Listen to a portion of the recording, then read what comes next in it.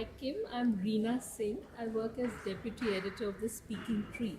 This is a Sunday newspaper on spirituality from the Times of India.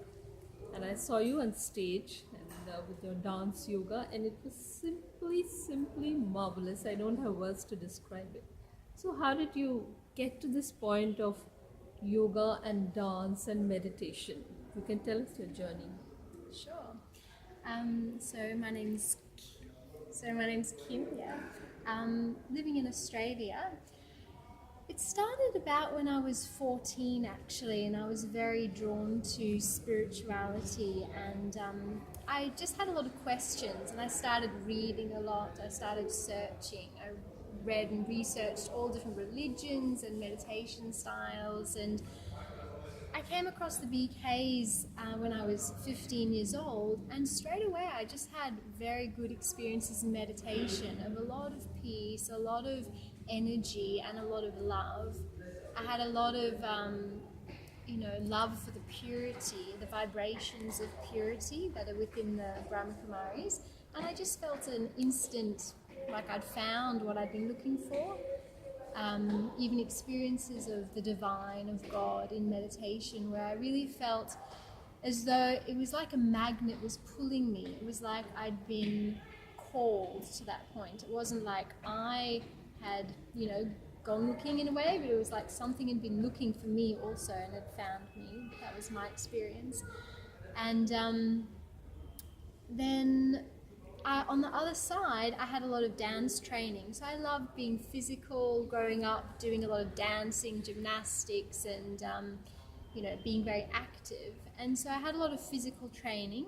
And then when I was looking at what I wanted to do for, a career, but more from the heart in terms of what service I could do, I thought, well, why not join the two? A lot of physical training in various forms, dance, gymnastics, and the Hatha Yoga asana, and also my love of spirituality.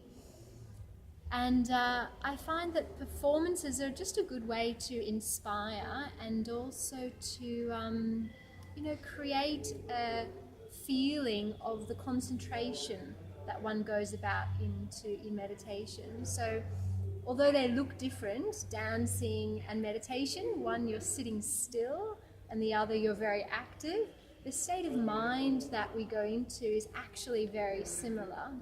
So it's they actually complement one another. Yeah. This brings me to this question that when you were so young, 15, and when you probably had friends who probably said it isn't too cool to do such things, you associate this with older ages. Yeah. So how did you resolve that? Yeah. What did you have any dilemma, or it came totally naturally to you? There was a little bit of a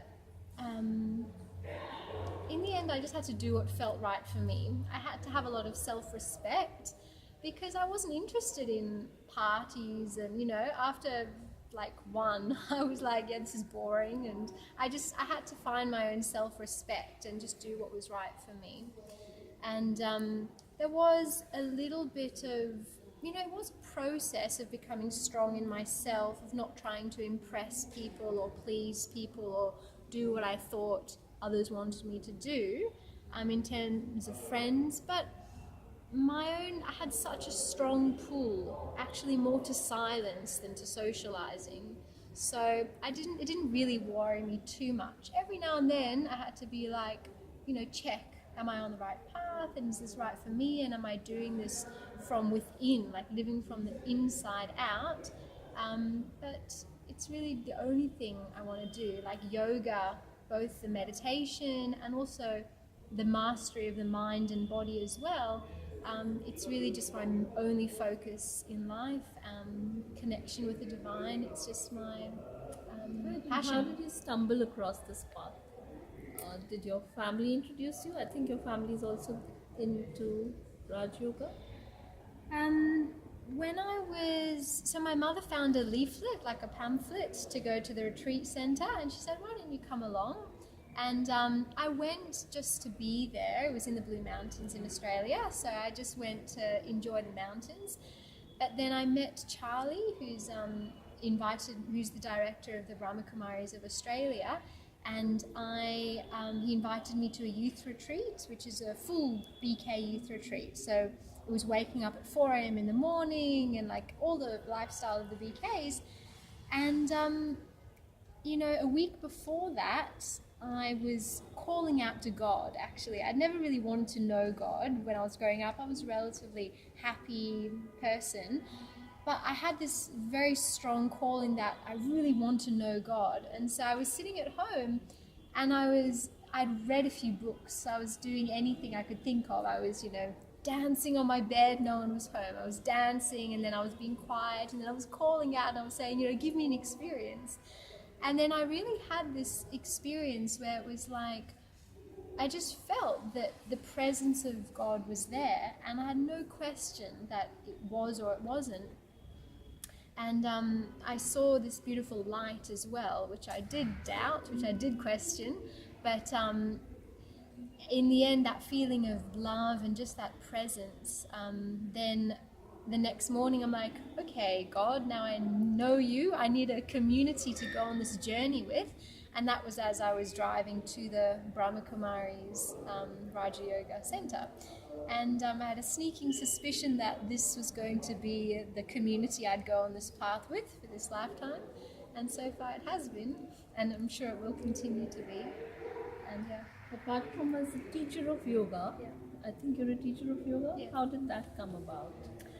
Yeah, so that was when I wanted to, I was doing the dancing and I was doing the meditation, but the lifestyle of performing dance, it wasn't so aligned to my personality because my interest is more in uplifting humanity and, being the best person I can be so I can help on a deeper level as well. And so then I thought the next close, obviously I, in terms of work, paid work, because we all need to work, the meditation is, we do that as a community service, but then I thought the next best thing is to teach yoga and meditation in terms of the Hatha yoga in that community. So I teach Ashtanga Vinyasa yoga, and so I did a 3-year apprenticeship with that, with some very good teachers, and In Australia. yeah, in Australia, yeah. Have you been visiting India before? Yeah, so this is my 12th trip to India. Oh. So I first came when I finished school and I was 17. I came to Madhuban, to the headquarters, to the Brahma Kumaris, and been coming every year in December roughly. Not roughly, every year at the exact same time. I pretty much go on the same flight on the same day every year because I help organise the youth activities in Madhuban there. So, yeah. That's wonderful. It's really inspiring journey, and I'll be going to Mount Abu. Will you be there next week? Not this time. I have to go straight back to Australia. But next time, maybe. I thought I'll catch another one of your performances there. Thank you.